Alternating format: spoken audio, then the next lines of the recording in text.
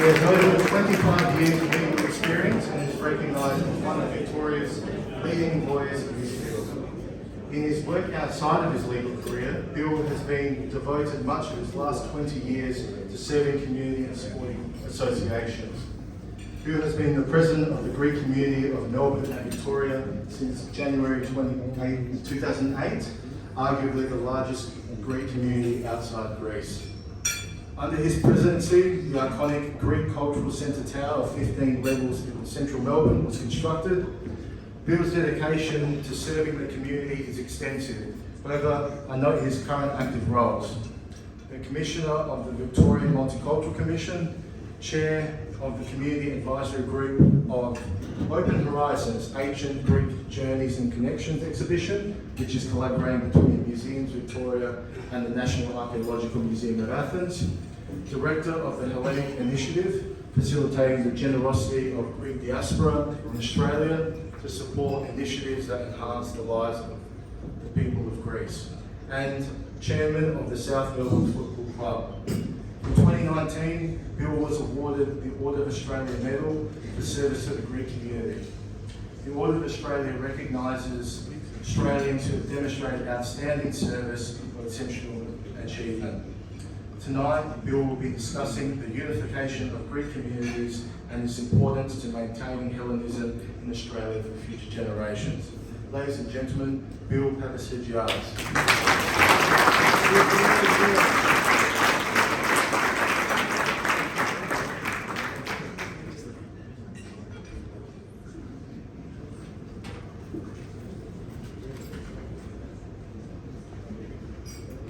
Thank you, Peter.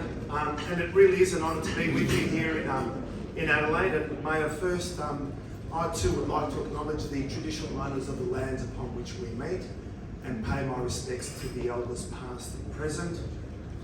We're in great company here tonight.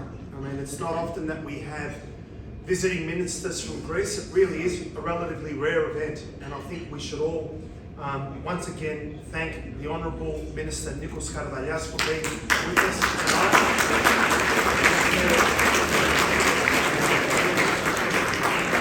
The loudest cheer comes from another minister, who is the Honourable Tom Koutsandonis, who does, his reputation travels well beyond South Australia.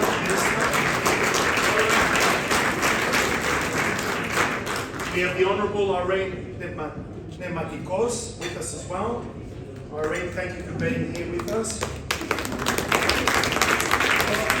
We have George Siapos, the Consul General that I've had the pleasure of spending the evening with, a delightful gentleman of varied interests that belie the exterior, the serious exterior of a representative of the Greek government, but who speaks 8 languages and learning 2 more as he goes through his travels. I just wonder, which is what my grandmother taught me.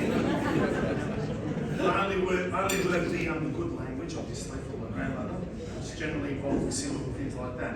We also have Vice Admiral Efthimios Mikros. Welcome, Vice Admiral.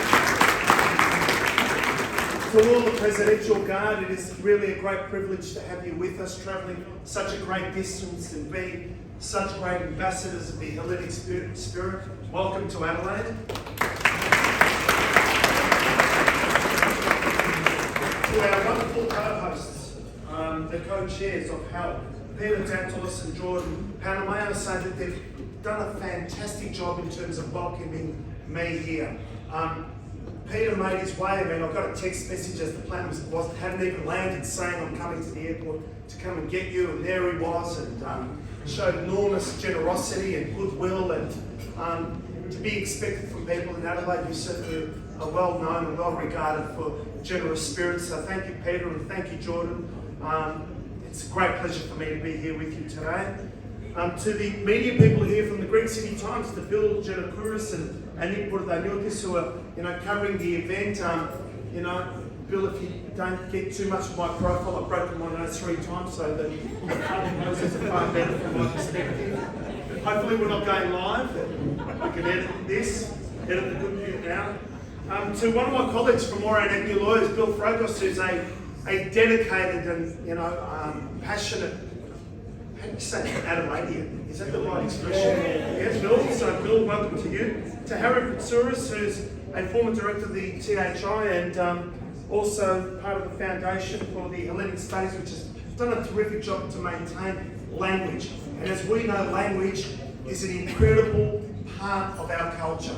Without language, I'd like to think that you would struggle to understand your own culture. The reason I say that is because about 5 years ago, I gave a talk at the Hellenic Parliament.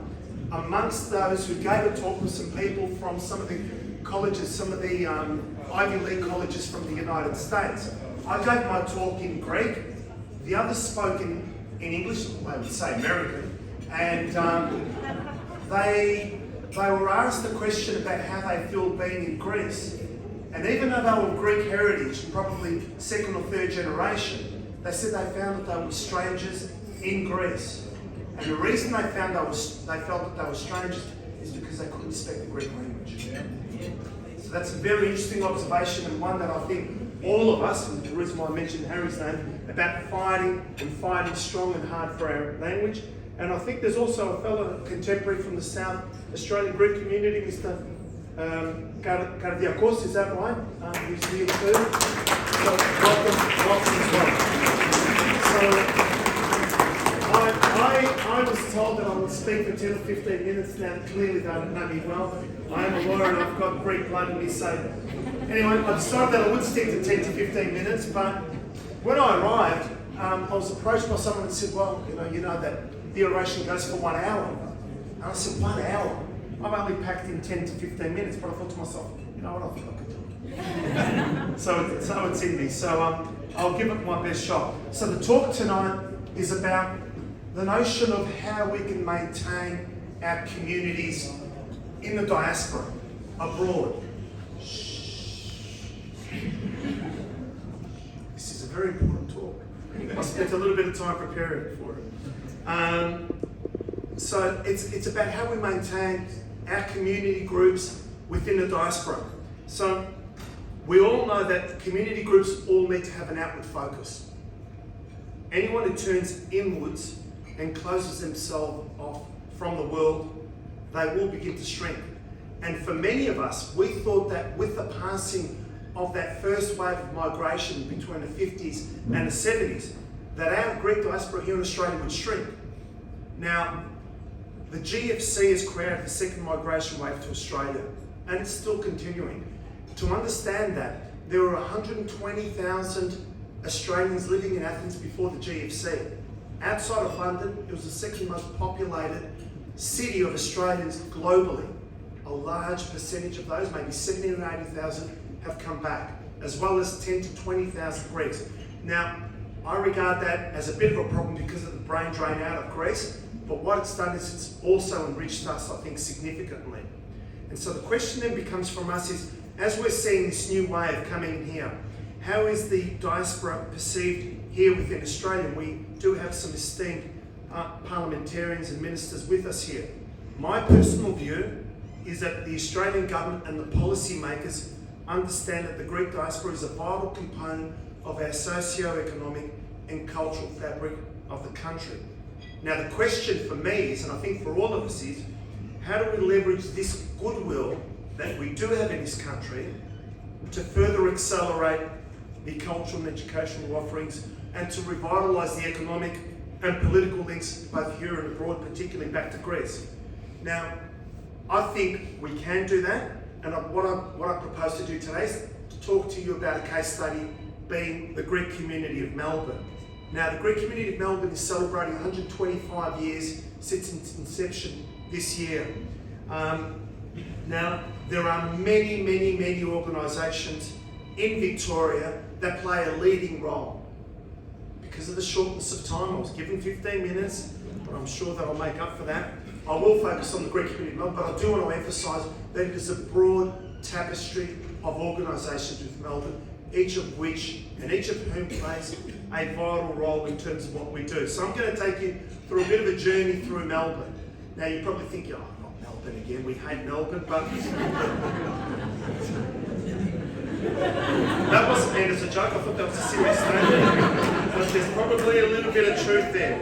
There is. So the first part of what I talk about is change and relevance. Now, I'm going to talk to you as lawyers first. I started practicing in the early 1990s. I started at Minter Ellison. The law firms that existed in the early 1990s, largely in terms of the larger law firms, either don't exist in that form or don't exist at all. There's been a tumultuous change in the fabric of our legal society. Now, that has largely happened, as I understand it, because these law firms didn't change, they didn't adapt. And that says something about the society that we live in. If you're not moving, you're not adapting, you're not staying relevant, you're yesterday's person. And clients, communities, they will move on. They will move on. Which is one of the reasons why within the Greek community, soon after taking over with the board, and whatever I do as a board. There's no individuals there, you're only as strong as the team that's around you. As a board, we made the decision to invest not only in symbols, but also in structures. And the first investment, if I press this button correctly, no, I'm going the wrong way. There you go, was in the Greek community building. Now that building, I'm not sure it was 50 or 60 or 70 years old when we first got in there. 2 stories out of the 3 were uninhabitable. They had a works order that prevented you from using it.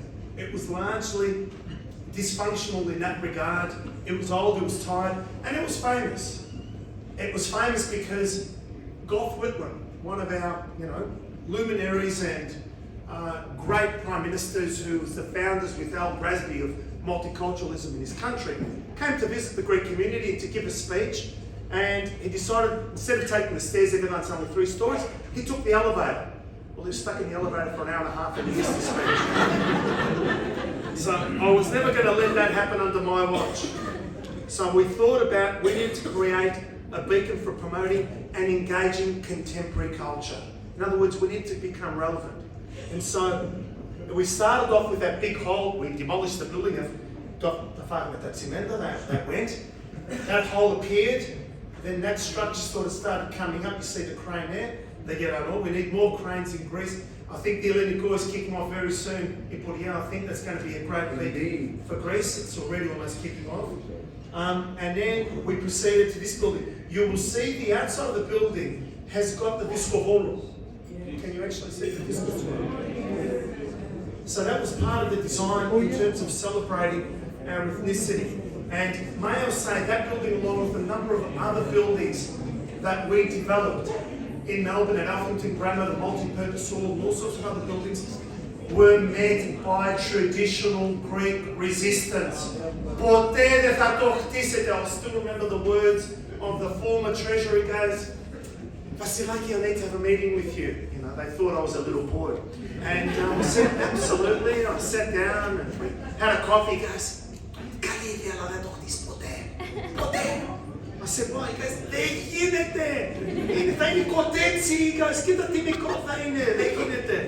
and I said to him, okay. And that was the perception. They didn't want it to be done. They didn't want it to be built. So it required resilience and it required resolve. And that fits into what I want to talk about, which is the next part of my talk, which is the need for vision and perseverance if you want to make things happen. It can't happen. One doesn't go without the other. You can't be a famous soccer player if you don't put the hard yards in. You can have all the talent in the world. You actually have to fight the system, fight the Greek community system, which is what we did, and we succeeded. And you know what? Success has 1,000 fathers. Now everyone tells me, oh my God, ti su ipa, che ti tocca a Skionoris. Yeah, good idea. Why didn't I think of that? So that's how we started. And one of the important things about what we decided to do was to change the focus and the approach of the community. And the first thing we did was Greek schools. So we had 6 Greek schools when we assumed. We've now got 14. And what we did was we looked at the Australian census. and we looked at where were the Greeks moving into, because Melbourne is growing at the rate of knots. It's now well over 5 million. They're expecting it's going to be 8 million in 15 years' time. And so we looked at the census, where are the Greeks moving? They're not in the traditional places, set up schools there. And that's what we've done.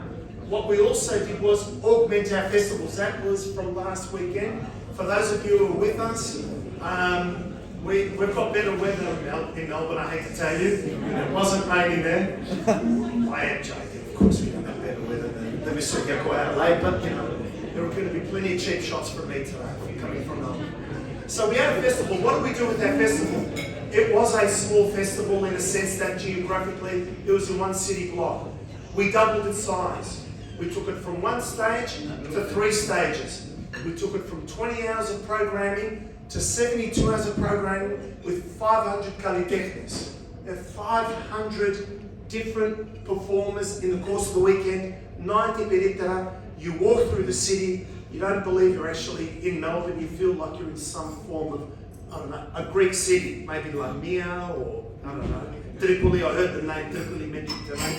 I think it's actually warmer than Tripoli. I'd like to think the clouds don't follow us everywhere you go. Tripoli. So this was part of what we decided to do. And then we introduced new festivals or new schooling programs. For example, this is a storytelling festival that we do for young kids. We set up a storytelling festival. We set up a food festival where we transport ourselves to 12 different Greek restaurants with a different theme at each restaurant, with a talk about that theme. We have a writers festival, which I'll go to there. That's still, again, learning Greek, different approaches. We're also the providers of ancient Greek. We teach ancient Greek at VCE level, as well as Greek for beginners, Greek for adults, and Greek for the foreigners. We have a Greek film festival, which you have here as well, but with it, a student film festival. So we decided with all of our festivals to add a component that makes it contemporary. And with the student film festival, we made a grant to the government and said, well, you just can't do it on a phone. We don't have the skills of Greek City Times here to be able to produce, award-winning Academy films. We made grants, which the grants encompassed the actual film equipment and also film schooling for the teachers, so they can produce the events. Now, I've got a little story to tell about that. My son appeared in 4 years in a row in his primary school, in his class, and we went dutifully every year. He never won. I think on the 5th year, he had a soccer match on, and he said to me, you know what, Dad, I'm not going. We're never going to win. It's not like Greece here. The president's son doesn't win in this country. I said to him, you know what? He's difficult. We're not going. Let's do the other one. Give me this one. I said, I've tried everything. Fucking everything. Nothing worked. So we didn't go, and guess what? He won. And we weren't there to collect the award. But in other words, we're forever trying to augment what we're doing. So, and as part of that, we're developing the relationships, whether it's through the church, whether it's through Bronya, Frotida, through not only Greek organisations, but organisations outside of the Greeks. So the Ukrainians came to us. I've got a story about the German community that came to me with the German Consul General. About 5 years ago, he turned up with 5 businessmen, and he said to me, and the Consul General actually wasn't German, he was a QC, an employee that I actually used to brief for Remains. And he came to me and he brought 12 businessmen with him, and he said, we want the blueprint built.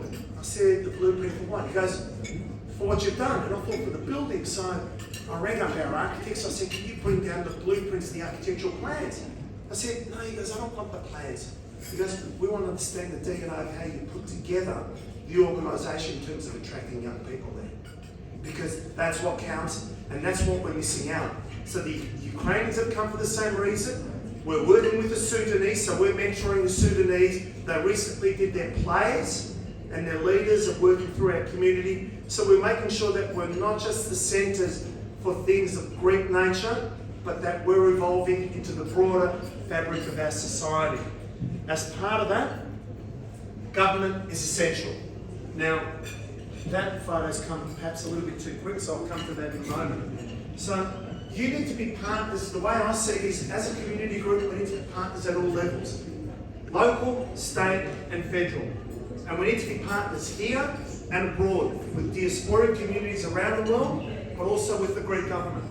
And having those relationships is incredibly important. And being able, and I had the fortune to meet Minister Karadalia while I was in Greece, and we were able to make a couple of phone calls to some ministers here through the relationships that we jointly have.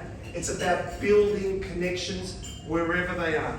Building connections is critical, and that pervades the theme of basically what I want to communicate to everyone today about how it is we develop relationships. Our capacity to develop relationships will be, and as lawyers may I say this to you, and I say it to the lawyers at Moran Avenue, to my younger lawyers, your capacity to succeed is referable to your ability to connect. If you can't connect, if you can't build relationships, there's not a place for you at Moran Avenue.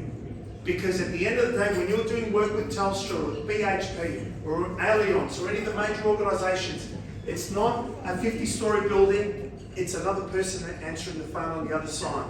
Your capacity to connect with that person will make them feel a lot more easy and comfortable about using you and progressing your own career so that you feel better. Now, as part of all of that, I want to talk about a couple of the themes where the Greek community of Melbourne has tried to involve itself in its endeavours. And the first one is in education. So La Trobe University found itself in some difficulties about 2.5 years ago in terms of being closed down. The university took the decision to close it down. We came together with the Archdiocese, quite similar to what happened here as I understand it, Flinders University, is that right? And yesterday, I was at the university with the Vice-Chancellor, where it was announced, and the Vice-Chancellor was to your left, we've passed the probationary period and it's back permanently as the only Greek studies course in Melbourne. So that's pretty important, but that required all of us coming together, so that's pretty important. Another thing that we're working on is in recognition of university degrees and academic exchanges with Greece. So that's, I'm going to give plenty of homework to Minister Karadalia. When he goes back, he's going to have a valitsa gemati of ideas of things he's going to take back. And one of them is about recognition. There's some important announcements that will happen very shortly, and one of them that I'll touch on in a moment. As part of that also, we decided to reinvent the way the world sees us and the way we see the world. So we approached Prime Minister Morrison 2.5 years ago, and we said to him, we want to develop a centre for Hellenic diaspora studies at Melbourne University.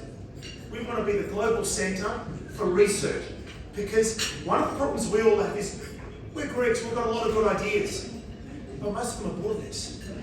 What do I mean by that? There's no science to them, it's just like I've had a great idea, you know, I want to do this. Guess what, I'm sure they are good ideas, but we need to research it. We need to put the science behind it. And that's basically the idea of what we pitched to the Prime Minister, who took it on board immediately. And the Greek Minister for Immigration, the Greek Australian Minister, Minister Hawke, came down basically for the opening. And the new lecturer is Antonis Piperoglou. And where's Antoni from? Where's he from? Is he? No, he's from Adelaide. He's from Adelaide, and he's now in Melbourne as the lead lecturer in this new centre. And that's pretty important in terms of our relationship with the diaspora. And then what we're also doing is, as I've said, that's again one step too far, is in terms of our schooling programs. And another thing is, we set up schools for recent migrants. So a lot of the migrants that were coming from Greece, their kids were at a much higher level than our kids were for Greek studies. We developed a specific program for them, sought funding from the state government so as to keep them in our community, because guess what? That's where they found all their friends, those parents. And that's where their kids made their relationships. And we've kept them in the community rather than isolating them because they didn't fit in from an educational perspective, because they were at a level well higher than our kids. So that's been important. Another thing that we've tried to do is through working with bilateral relationships there. We're with Prime Minister Mitsotakis recently in Greece. So we've pitched the idea of an office for an enterprise Greece minister. That's idea 2 and 3 that I've already told they're happening, but I'm waiting for the final tick off, particularly for her, and I've offered the space. It's very vital you're wearing the same tie. That wasn't the point I wanted to make. But you do have a good eye, that's right. But you would prefer me with the tie without the tingles. You won't have to single thing. Yeah, I know, I need to have good ties. I will wear a different tie tomorrow, I promise. So, we are waiting on announcements about it. Enterprise Greece and Adelaide, which is a tourism office. We've offered space in our centre, the 15-storey centre, free of charge, a bit more minimal for them to come. I hope it happens very soon. A double taxation agreement, which we initiated, it's on its way, should be executed this year between Greece and Australia. Prime Minister Morrison there. A reciprocal health agreement, we're pitching that idea. That's another one that we'd like to get off the ground, Minister, in the near future. The tourist working visa agreement was something we initiated in 2011 with Greece. And also lobbying for the Greek vote. So that's with Anthony Albanese just recently. Okay? And then this as well. And with the Deputy Foreign Minister. Okay. Moving on to culture. Culture is an important part, as we know, of what we do, and government funds a significant part of it. And just last weekend, the Premier announced $800,000 for the Activities Festival over 4 years. And he also announced the Pathway Marbles, which will be set up as well, and also the Open Horizons exhibition, again funded by the state government. We brought the Greek national soccer team here 4 years ago. That's the former president of the Greek Federation on the left, Minister Kandela, I'm sure you remember him. On the right is Minister Aaron, who's Turkish background, greeting him, and was one of the main supporters for bringing the Greek football team to Melbourne, and we had 45,000 people at the MCG, building bridges, like we said, continuously, and that's the Greek football team that we had at the Greek Centre at that point in time. That's with the culture taken photo last weekend. Minister, do I have the same tie on? Maybe I do. But you are there, we are together. That's Nico Verkis, who was at the event. Did a great job. That's our building on the right, as you can see, at the centre there. Parthenon marbles. So they were sculpted from marble from Pendeni by Greek sculptors to the exact proportions of the Parthenon marbles, funded by our state government, shipped from Greece. The thing is, the last two plaques, which you can't see here, have been left blank. They've been left blank at the request of the Ministry of Culture to symbolise being completed when the marbles are returned to their rightful place.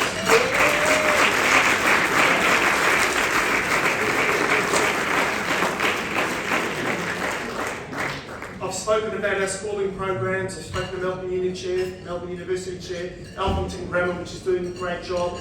We work with government for vaccination centres, so we set up vaccination centres in our churches of the Kinotita. The federal government, Minister Hunt did it, Minister Foley as the State Health Minister did it as well. Very important. Now, before I move on to the next part, so infrastructure, again, the fifth. See, I'm not even going to go for an hour and you're already restless. They're back up. The 15-storey cultural centre, $4 million from our government, state and federal. The new city hubs that we set up in the city, $5 million again, state and federal. The 4 new suburban hubs that we're spreading out through Melbourne, again, funded by the federal government. All of these things come through those relationships. So I encourage all of you to continue to work to ensure you do that. And whether it's we're doing it here or we're fundraising for events in Greece. Like we recently just handed over money to the volunteer firefighters in Greece, which is very important, doing a great job like our own firefighters here. So how do all of these activities translate into the daily workings of the Greek community in Melbourne? So what are the things that we've done, not in the last 5 years, but in the last 5 months? So this will give you a little bit of an idea, a snapshot of what you can do in a very short period of time. And I'm not going into history, we're talking quite current. We had a theatre production, run out of the centre. We've got a 200-seater theatre in that centre. We have our own theatre productions, student theatre production, an adult theatre production running out of our centre, and also the Fairfield Amphitheatre. We have music events. We've got one on the Rebecca this Friday. Every second Friday, we have local bands performing at the centre. We have a Writers' Festival of Storytelling, which is coming on. We have a book fair in 2 weeks' time. We have our film festival, which is still running. We have the Antipodes Festival, as I just indicated. We have the Flavours of Greece, which is the food festival. We had a student 2-week tour of Greece that was organised through Mr. Christoulakis and the Foreign Ministry of Greece. They did a fantastic job. They looked after us so well. And we had students from South Australia. So it wasn't just Greek Community Melbourne students. We took them from all over Australia, including students from here. We had the replicas of the Parthenon marbles as indicated, a concert by Adelaide a couple of months ago. The Global Medical Hellenic Conference will be on the 17th of November, and hopefully a few of your doctors will be turning up to that. We've entered a team in the All Nations Cup on behalf of the Kinotita, which is the best footballers in Victoria competing against other countries. That's happening as we speak. We finished top of our table, we're in the quarterfinals. We've got the lighting of our building, whether it's for the Pontian genocide, Kuspenti Martil, we light a youth summit with the ancient Greek and modern Greek as set for our kids, the Hellenic Cup preparation. This is pretty important. So what we're doing is we've realised that in Melbourne, and I'm sure it's the case here, there's almost 50 soccer teams in Melbourne of Greek background. 50.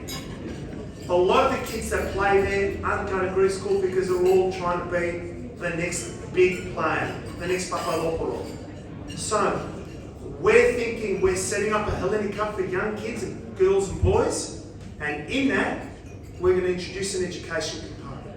So that we're going to, because we're now teaching Greek also ex Papastergiadis, in other words, online, and we're going to offer that for 2 hours a week to all of the kids who play soccer, basically as a means of bringing them back in.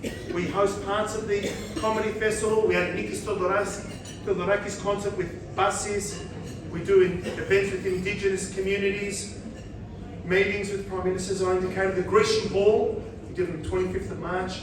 And we also did an event for the local councillors and mayors. There's 27 local mayors and councillors in Victoria. We did an event for them to recognise the hard work they do and to bring them in closer. So no doubt, as you can see, the whole aim of what we're doing is connection. So I'll take you through a bit of a run sheet of those photos. That's the Writers' Festival, the opening of that. That's the Film Festival, the opening of the Film Festival, which was about a week and a half ago.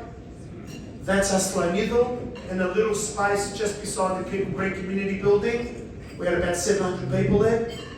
That's the Hellenic Medical Conference we're doing on the 17th of November in Patuli, and a lot of people are coming from Greece. That is, I can't see from here, something, Writers' Festival probably. That we did 25th of March celebration at the oldest church owned by the Greek community in Melbourne, and which was built in 1899. So we decided to do an event there for the 25th of March, which is, as you can see there, just next to the church. Small, tiny event, but close the street down. That's the Lonzo Street. No, that's Aslamilo again recently. That's Buses with the Symphony Orchestra, the Melbourne Symphony Orchestra. That's Buses again. That's with the Sudanese community running their events out of the Greek community. That's in red, the Kinotita building for the Pontian genocide. The tour of Greece just recently.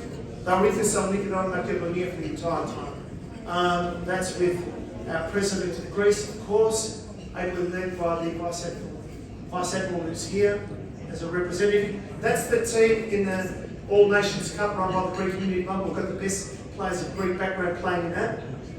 Greek summer camps, festival, Deputy Prime Minister, something. Open Horizons, again funded. The state government brought 80 artefacts that have never travelled from Greece, ancient artefacts, to the Museum of Victoria, funded by that, and we worked with them in a very minor way. That's Minister Steve Dimopoulos, who's now the Minister of Culture and Sport, in the front. 25th, that's the Gala Ball, the Kuspeti Martil. That is the mayors and councillors event from a couple of months ago. Okay, so that brings me to the end in terms of that slide shown. It brings me towards the end of my talk, which basically I want to finish with the notion of connection. And I've got a simple, I've got a simple proposal. I don't think we need to send the minister back with 100 ideas about how it is we can better connect. I think we only need 1 or 2 ideas about how we can make things better. Because Greece, in my humble opinion, is doing a great job in terms of opening itself up to the rest of the world.